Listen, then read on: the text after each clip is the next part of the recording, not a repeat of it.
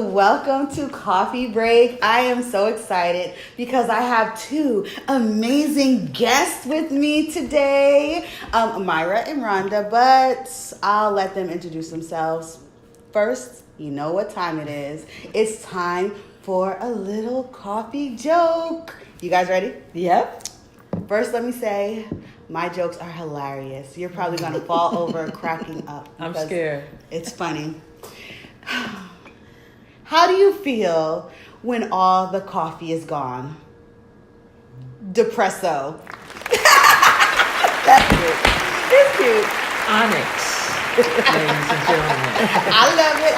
I love it. So on this episode of Coffee Break, we're going to be talking about love, life, and some other stuff. This is how your day should get started. A little bit of coffee never hurt nobody. Take a sip, we're reaching for the stars. Happy days, this is where it starts.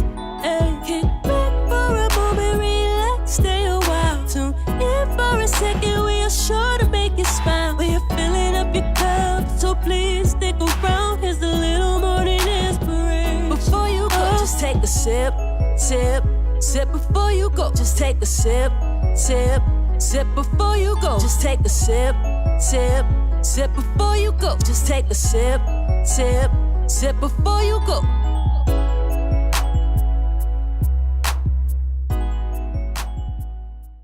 So guys, first, before we start, please tell our audience a little bit about who you are. Why don't I talk about you and say who you are, and then you say who I am? I love it. Who are you? Yes. Tell them who I am. Oh, yes. The magnanimous Mira Gandy. Mira Gandy. Yes, Mira Gandy, my wife. An amazing artist. Yes. Amazing artist, but more importantly, an incredible human being. She makes me better. Oh. Seriously. Oh. She makes me better. Thank you. I've been enjoying this journey with her for the last 18 years. We grew up together. We were babies, like in Pampers. You know, with Pampers, underoos, the whole thing, right? And we've been doing this for a while. And she's an incredibly creative being. Whether it's art. Pause. Yeah. Who was that? Was that you? I forgot. That's okay. Okay, we're back. And Rhonda was talking about how amazingly wonderful Mira is. And I'm just saying, guys, if you don't have a Rhonda in your life, you need to get one, okay? Because that sounded amazing. Thank you. So we shall carry on. Thank you. But it's real. I mean, her creativity, it's infectious. And, you know, as an artist, being an artist is hard. You're a filmmaker. You know, it's difficult because art is subjective. And sometimes it depends on what someone else thinks about your creativity to determine its value, which is horrible, Mm-hmm, right? It's very difficult. So, I mean, I have so much respect for artists, and especially for my wife, because she's constantly fighting for her place in the art world, in creativity. And, you know, you're creative in many areas, not just painting, but she can sing. Yes. She can sing. Sometimes she sings to me. She sang me happy birthday. I was like, well,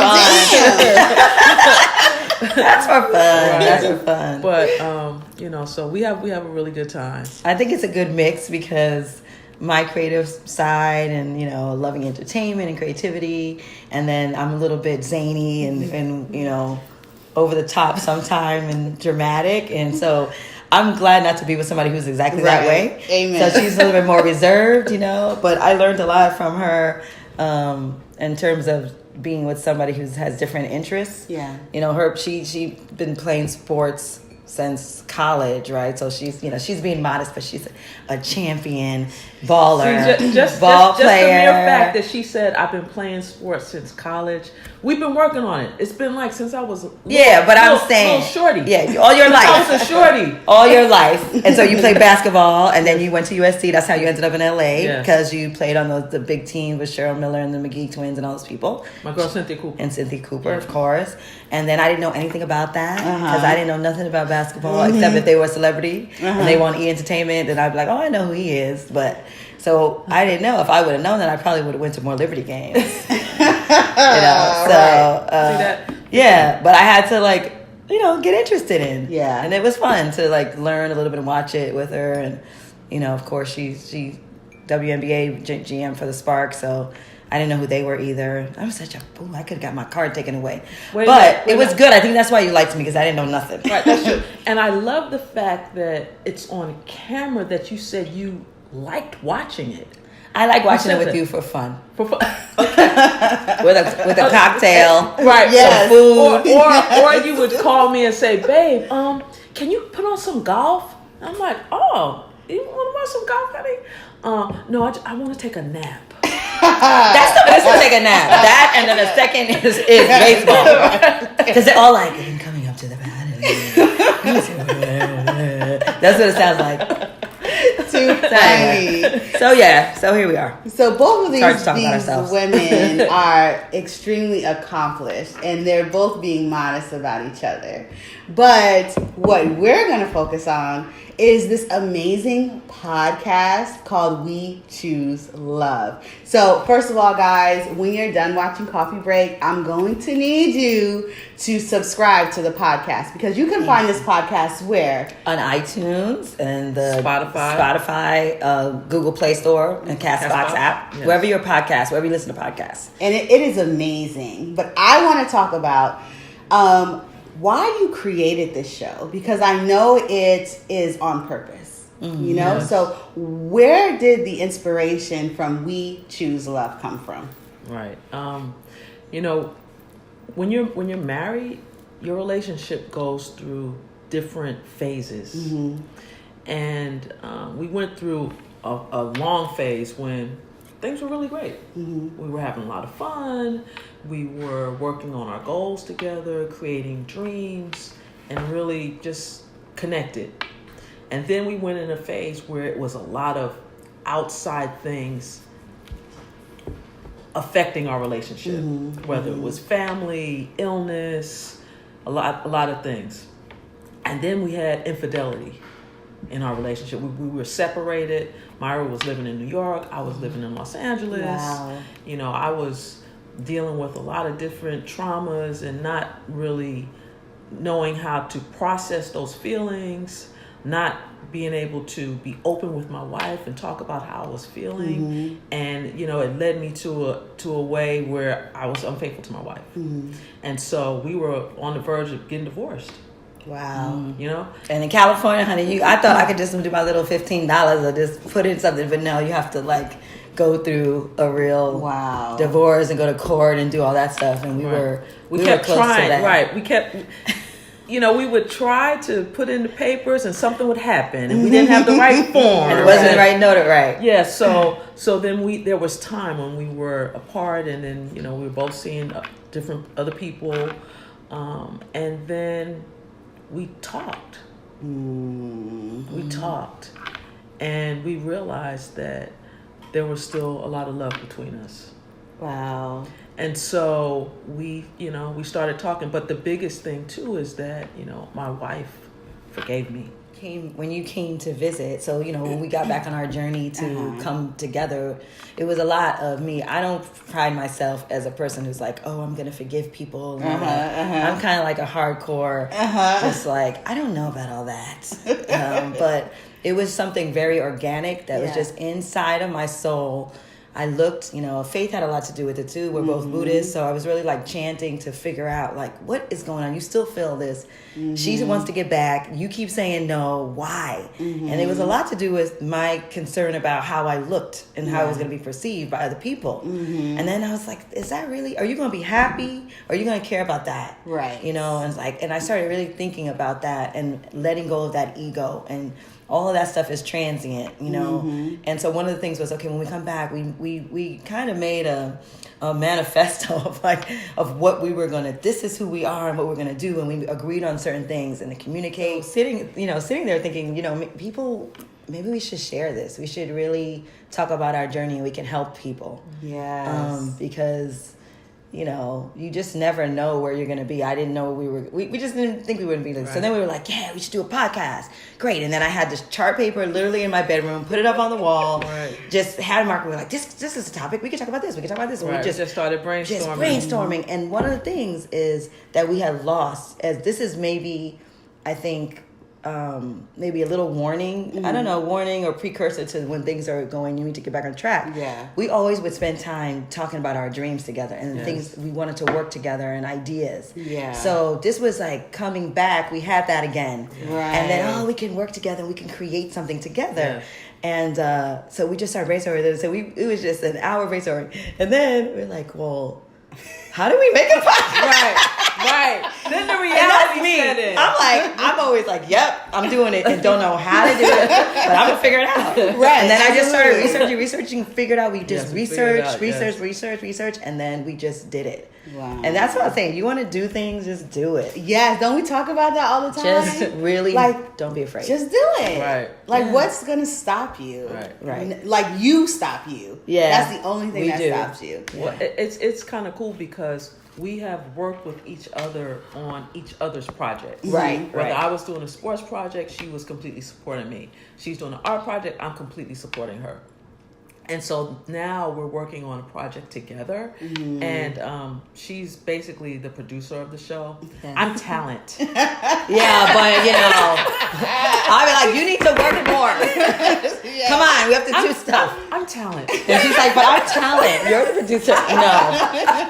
So funny. That is hilarious. Yeah, but it's really so fun. And it has connected us because right now she's still living in LA and I'm in here. And we have so many things that just are example to show people. Like some people fall in love with each other and they live in different places and they don't even want to go. They're just like, forget it. It's not going to work. Right. And we started that way. Right. Because she was living in LA and I was in New York. And you can't get more opposite. Yeah. And exactly. we did like 6 to 8 months of dating back and forth before I moved out there. Right. After she had initially picked me up and stuff. So Okay. Wait. No. I want to know this story. Okay. Whatever. I heard that Myra is the one who hit on Rhonda.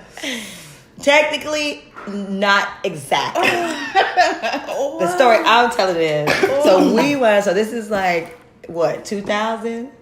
When was this? Thanksgiving weekend, 1999. Right, look at that. And I was coming back to New York. I was in Germany, living in Germany.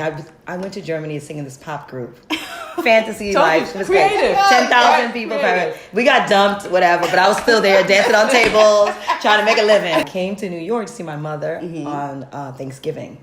And so I was like, I need to go out and see my peoples and have some color. And then there was a friend that I had who was a promoter. Her name was Trey. Her name is Trey. Right. I was like, Trey's still alive. She's still alive. She's still alive. And she gave parties at the time, so I felt comfortable going to this club on my own. So I went, and I was dancing by myself. And she came. I was dancing the last dance because everybody. The thing when you look like this, people are scared to come up to you sometimes. I know, girl. It's true. They don't approach you. They think you're gonna be, or if the ones that do approach you, you're like, no. So nobody was, You I was really like, said that. well, it's true. It's the life that we live. It's not, we're nice. You can come up to us. So then I was dancing, and it was just like 3 girls dancing. I'm like, this will be my last dance, and I was just dancing, and then she came up to me and came in front of me and was just like, you dancing with me? And I was like, I guess. Because I thought I was all cute. Yes, I she was had so on this cute. leopard cowboy hat, and she just it was in back then. Those Yes. leopard cowboy hats. I had one, so. Yeah. See, thank you. I'm going to have to pull up a picture. I'm going to have to put it in the video. Oh 'cause no! I had Now I'm one. gonna see you guys Yeah. with matching We were leopard dancing. I cowboy was hats on. dancing. Like, hey, And I liked her, because she was dancing with me. She wasn't trying to talk over the music. I thought that was really cool because you never can hear a don't anyway. 'Cause I was getting She my wasn't moves in. desperate.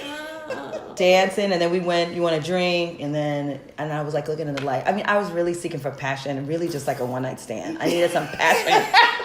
Right. So when she turned to the right, I was like, she got a cute profile, I was cute neat. ponytail. I was neat. I was like, she'll do. Literally. Now I'm married, right? Right. Look what happened. 18 years later. I was a lamb chop. Moral of the story. Funny thing is, she said, when she turned, I kissed her. She kissed me back. And then I What's was a girl like, to do, right? And then I was like, you're taking me home with me. You're taking me home with you tonight. And I'm like, no, I'm not. Whoa. I had never had that. Clutch the pearls. I was like, for real?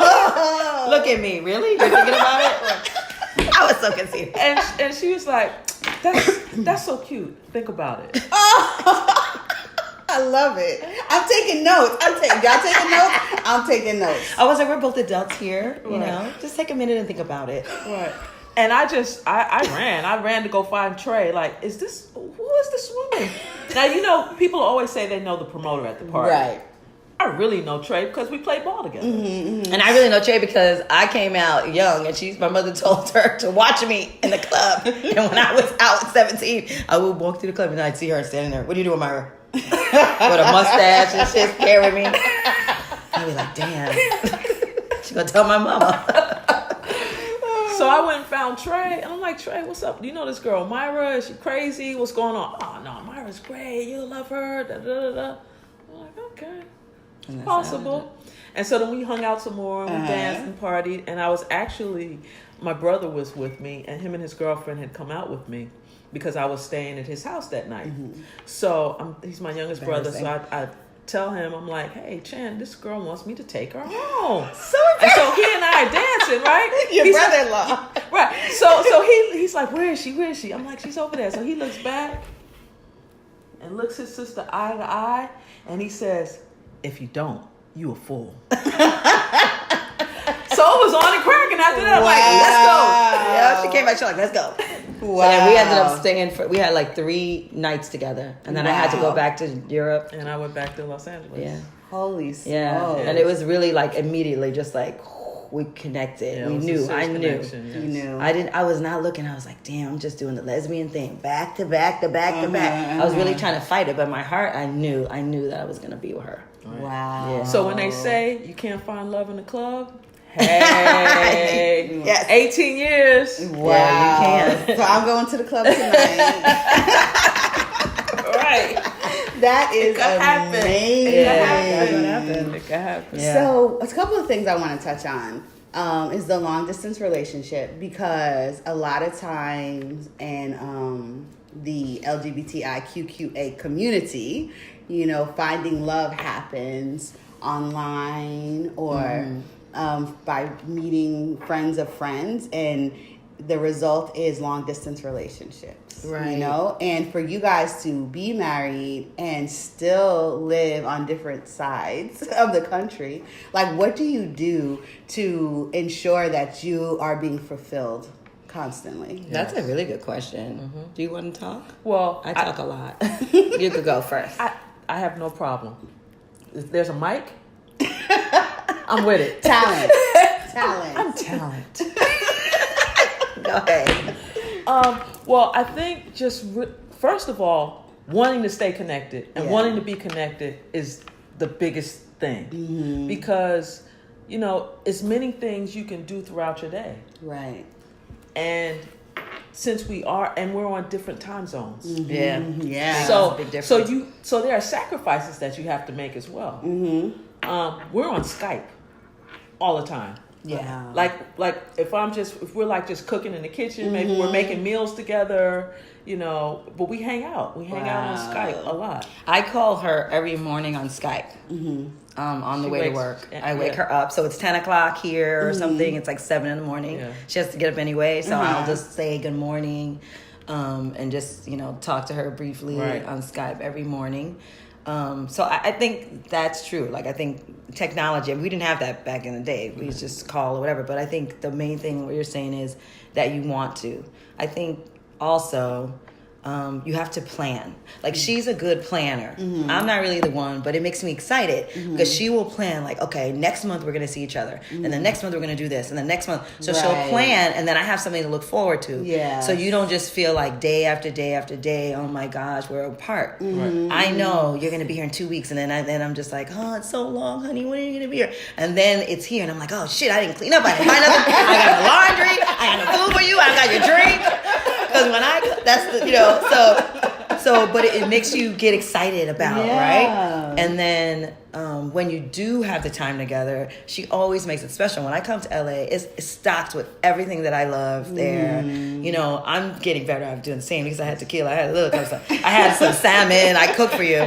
But that makes it special. Like when they come to see, when you do see each other, make sure you're spending that time doing what you love to do together and exciting. And then I think what's also really important is you got to have your individual life. I've learned that so much through our journey in this relationship. If I'm not doing anything, then of course, every day I'm like, damn, I'm lonely. Where is she? I can't do this. But if I have a life, honey, I got my things to create. I need to try to do my submissions. I got to make my art. I'm trying to work. I'm trying to build stuff. I have my own individual self. Then that keeps you occupied and keeps you happier too. Right. Absolutely. Yes, anytime you're able to engage in the things that are most important to you, you're going to have life satisfaction. And that's what we're all looking for. We want to be, the bottom line is we want to be happy. Yes. And it's like knowing how to make yourself happy too. Yeah, I can't that's the depend truth. I can't depend on my happiness because of Myra. Right. But we share the same faith. We're Nichiren Buddhists. We chant Nam Myoho Renge Kyo. And so we're able to practice together. Sometimes we'll even, be on Skype or FaceTime and chant together. And we study different materials together. Wow. So we have that. I always say this, it's like opposites attract because we have opposite, right? Yeah. But it's the commonality that keeps you together. Right. So we're always looking for those common themes that we can engage in together. So did you guys come into Buddhism together, or was it, did Myra start and then bring you in? Like, how did that happen? Well, Myra's a long time Buddhist. Yeah, like 32 years, I guess. Yeah, that I started practicing. So when we first met, she told me she was a Buddhist and that, her practice was very important to her. I had no idea what she was talking about. I'm thinking Hare Krishners. I'm seeing people on the beach dancing and with the white jumpsuits on or whatever. So I didn't know but I was like, okay, I was willing to seek and listen because I wasn't practicing any particular religion at the time. I was just about kind of being connected. I was trying to, just find a way to be connected to our universe. Yeah.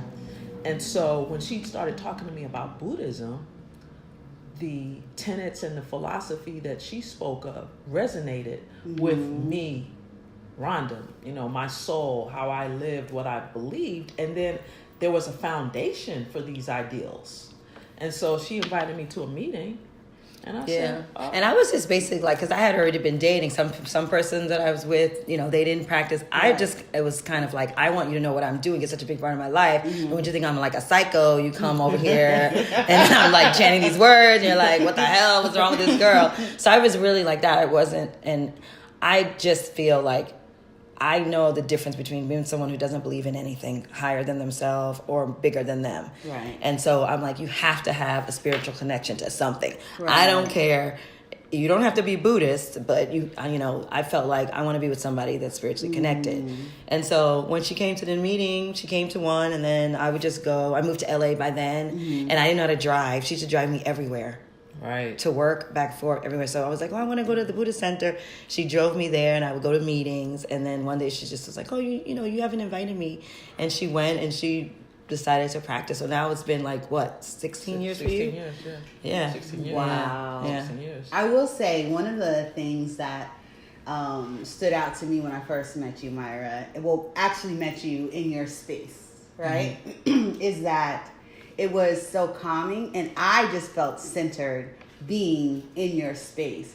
So then when you spoke to us about Buddhism in a way that I thought was amazing, because it wasn't how sometimes in other faiths it's very like pushy, it's very like it's right. It wasn't anything like that. It was just sharing, and it was like this glow about you. Thank you. This inner light that made me say, wait a minute. There is something about this that is real. And I remember Danielle and I sitting together on the couch, and we were thinking, you know, when she chants, we kind of want to be a part of this. We want to experience it. So, like, when people say, like, you have God or light in you, and other people respond to that, like, I experienced that with you. Oh, wow. Thank you. So, that was one of the things that stood out to me. And I just think overall, you have this great energy. It does. And it just really made me, as a Christian, be able to open up and take a look at what Buddhism is, despite all the things that we think it is. Right, you know? right. And that was beautiful. Oh, thank you. And I totally agree that sharing faith is important. I did a show a couple of weeks ago where my guest was expressing how it would be difficult to be in a relationship when you don't share the same faith. And I think there's some difficulty there, but there's also a way. Love conquers all. Yeah, so you could make it work. But I do think there's something beautiful to take that faith walk with the person that you love. Right. You know, there's something beautiful about that. It is, because you go through so many things in life. And so the main thing is all your goals, all the stuff that you want to do together and all the dreams you have. It's like if you don't work on your inner self and become a strong, giving, courageous, compassionate person, you know, that's interconnected with the world, you're not going to be nobody that you admire just became famous without helping other people. Yes. I don't understand. People keep thinking that they like, I'm on the road, but anybody that I admire, they took the world on. Yes. There's so many people we can name that they're like, you know, I'm going to do this for my people, or I'm going to do this for the young, or whatever. It's bigger than you, so you have to like have that, and that's developed, and that takes action. Faith is an active thing. Yes. You have to have your own active relationship. You know, if you believe in God, you need to have your own. You can't just wait for the pastor or preacher or whoever to tell you what. You got to, you know, do your own thing. And same thing in Buddhism, you have to like actively do that. It's just the work of bettering yourself as a human being. And then if you're able to do that, you'll see, you know, it keeps you open. That's how we were able to meet. If I was a closed person, I couldn't meet all these new people. Right. Yeah. And then more experiences. And I think that's another thing too. When you're in a long-term relationship, you could just get like stuck with just your same group of friends, your same crew. That's good. But you have to expand. Well, because life is dynamic and it's ever changing. So, you know, we used to say, are you going to stay like this? Yes. Am I going to stay like this? Yes. Yeah, I was always like that. In actuality, no. We're not going to stay like this. Right. We're going to keep growing and changing and developing. But the good thing is that we can do it together. Yes. Yeah, we can do it together. Absolutely. That is so key. Because when you grow and change and evolve together, then, you know, you are going through life and you are reaching your goals and you are connecting. I think when one person is stagnant and the other one is growing, that's where it becomes really difficult. Right. It does. And you come to a place where it's like, well, my loyalty says I should stay with you. Or the world says, you know, stay with you. Or I should push you to grow. But I think having your own life, man, not just for long distance relationships, but all relationships. Yeah. When you guys said that, like, you must have your own life and experiences and joys and traumas to come back and share and have somebody to be there for you. You know, having your own life and growing and kind of taking stock of yourself, I think, is what makes a relationship really work. In my opinion, but I might not be the right one to talk. I just think that when you grow, though, like sometimes your partner, it might be stagnant. You just have to communicate. Yes. And it might not always work. We went through that where I was just like, tell me some stories. What are we doing? Where's the dreams? And she just didn't have it. It was like, and I was, you know, and if we communicate, you know, once I was able to say, this is what I really need. I know it doesn't look like what we said it was going to be, but I really need to be in New York. I really need to be here for my mom. Then I'm there, and then I'm like, oh, but I really need to be in New York for my creative, lifeline. Yeah. I can't do it in LA, babe. That was hard. That's a risk. I bet. It's a risk, like for me to say that. How did you feel when she said that? I was crushed, but I couldn't express that to her because I wanted her to come back, and I expected her to come back because I was going through a lot. But I didn't want to be responsible for her not being able to chase her dream. Yes. So it was like I couldn't do it. Yeah. And if I would have maybe found a way to express it in a way where it wasn't, I don't know. I had to. That's something I've been working on. Being able to communicate whatever it is with her. Like we just had a whole thing before you guys came. Wow. He was in the bathroom. We had about a tip. We had a whole thing, but about tipping. Because I'm like, that guy was so great. Did you give him enough tip? Right. So and then it was a whole thing. And then my first instinct always is to shut down. To shut it down and not allow the dialogue. Right. So I recognized that, right? So then today, I was able to come to her and come back with it. Right. So if we can get to from when the incident happens, and so then I was able to come back, but it was a day later. we can keep working on getting to it, and finally we can get to it right when it happens. Right. I'm working on it. I'm a work in progress. That's good. But you had something with me too in the earlier, because she was just like she's going through stuff, and she just felt like I wasn't being sensitive. And but that was good because you were able to say, like, I feel like you're criticizing right now. What I need is not that. Is what I need is like that. So I was like, yeah, I'm being my normal self. Like, what you wearing? Your hair's gonna be like that. And sometimes we gotta catch ourselves. Right. So that's all. Like, that's it. If you're able to, you see how much better your relationship is. Yeah. It is so like, just comes out instead of holding on for 2 days, being mad about something. Yes.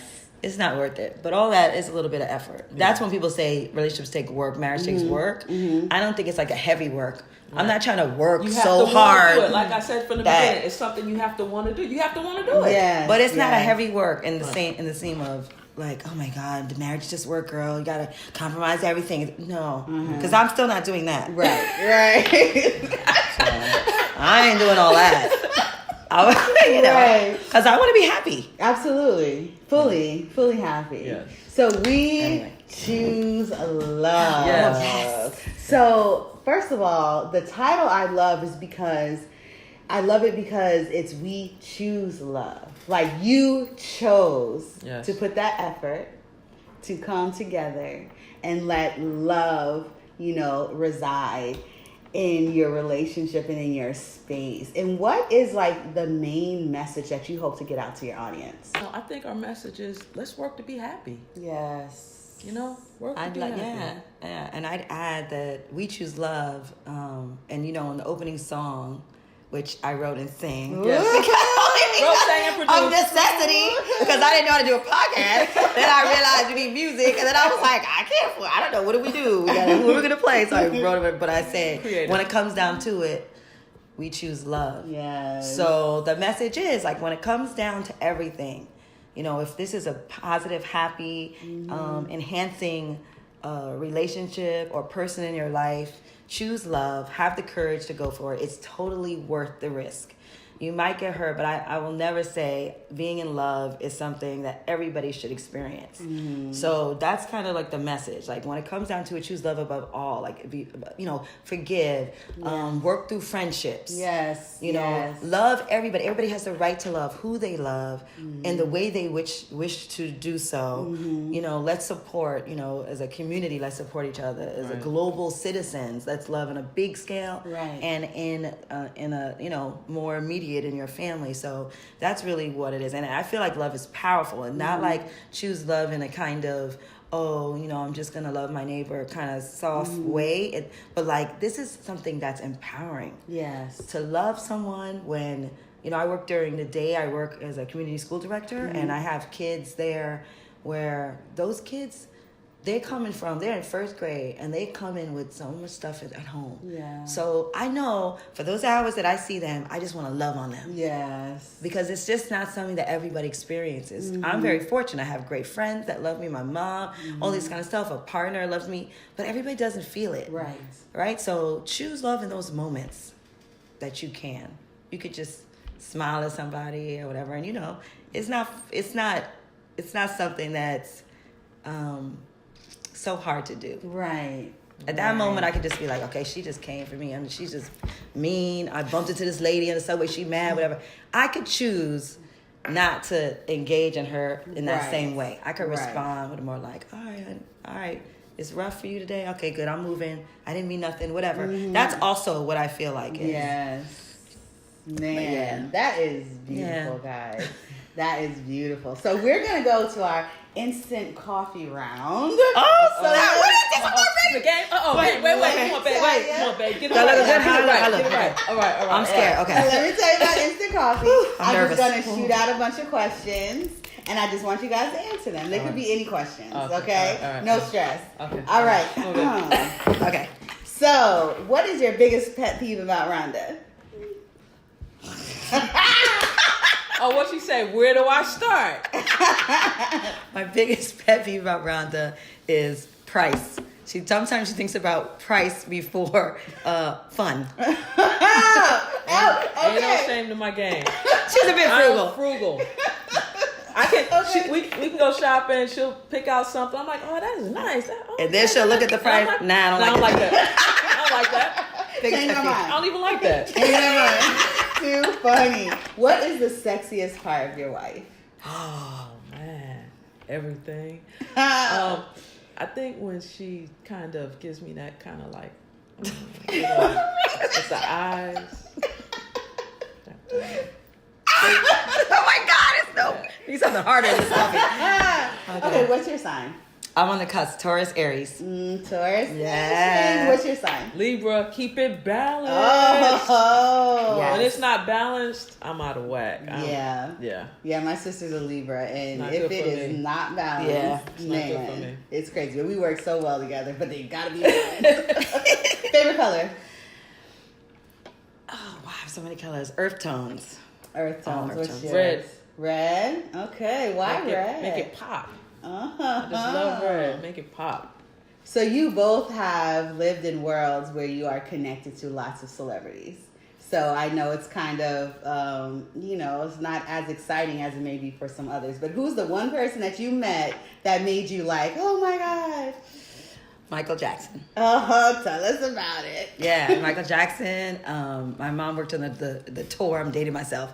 The tour where the Jacksons came back together, and they were all like, Anyway, so then I helped work. They were tapping on the green, and so I helped my mother work at the door and do the VIP. And then there was that time to go backstage, and she was like, Michael's gonna come back, and you'll get to meet him.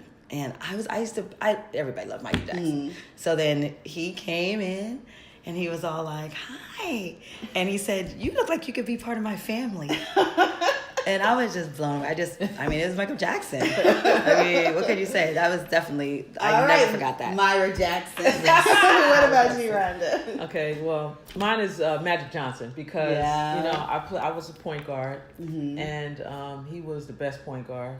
And so I actually worked for the Lakers, so I actually not only got to meet him, but I also got to work with him. Wow. And get to know him on a Was personal he level. amazing? Really cool brother. Really good. But just focused, determined, and just, a winner. Wow. Very awesome. Cool. Very awesome. What's your favorite food? Italian and then Chinese. What about you? Man, I like so many foods. I would say seafood. Seafood? I'll say seafood. Well, let me say, this is an amazing show. Oh, thank you. I'm so honored to be on your show. Yes. Oh my gosh. To be on Onyx Keesha's show is pretty. You guys are amazing. You are Thank dropping you. nuggets, and it is a joy. It is a pleasure. It is Thank a pleasure. you. So do you have any final beans of wisdom for our audience that you would like to share? Wisdom or inspiration? Wisdom or inspiration? Well, I would say, it's never too late to do what you want to do. You know, Yes. and we're gonna have. I don't really believe in failure. To me, the only failure is not trying. You know, sometimes you go for things and it doesn't necessarily work out how you expect or think it's supposed to work out. But, you know, we have to learn through the journey. Yeah. And, you know, it's never too late. Don't let people talk you out of, you know, doing what you want to go for, you know, what you want to try. And when you find that special someone, keep them close. Nice. Keep them tight. Very Keep them nice. tight, baby. That was good. I would say root yourself in the present. Right? Like a lot of people get caught up in the past, and as you get older, like we're a little bit older than you. Just a little bit. Are you older than me? Listen. No. We don't. We have a rule on the show. We don't talk age. That's right. We don't As talk you get age. older, it gets harder for people, and especially if you did well. And there's people tend to look Yes. back and be like, this was so great back then, or I look like this. Do not get caught up in the past. The most important thing is the present and the future. What you're doing now is going to determine what's going to happen in the future. Right. So, you know, get into whatever it is that you want to do now, and, you know, focus on that and like how you can be better, and don't get held up on the past. And also, to add to what you said, I think, you know, asking for help is really important. Yeah. I'm not really I don't really like to do that. But then if it's hard for you to ask for help, then share what you're doing. And then help will come. And then if you share, this is what I would like to do, this is what I do. People always want to help you. Yeah. If you think you want to do something, you don't know how, but you're starting to do it, you know, just start to try to do it and share it, and people will help you and support. Absolutely, guys. Write that book, make that movie, go on that vacation, open that school, lose that weight. Whatever it is you want to do, just do it. Thank you so much for joining us on this episode of Coffee Break. I will be back next week with more, and I will leave all the information on these two lovely ladies individually and collectively in the box below. Thank you so much. Bye-bye. Bye. Thank you. Thank you, Onyx. Just a little coffee. Just a little coffee. Oh, before you go, just take a sip before you go. Just take a sip before you go. Just take a sip before you go. Just take a sip.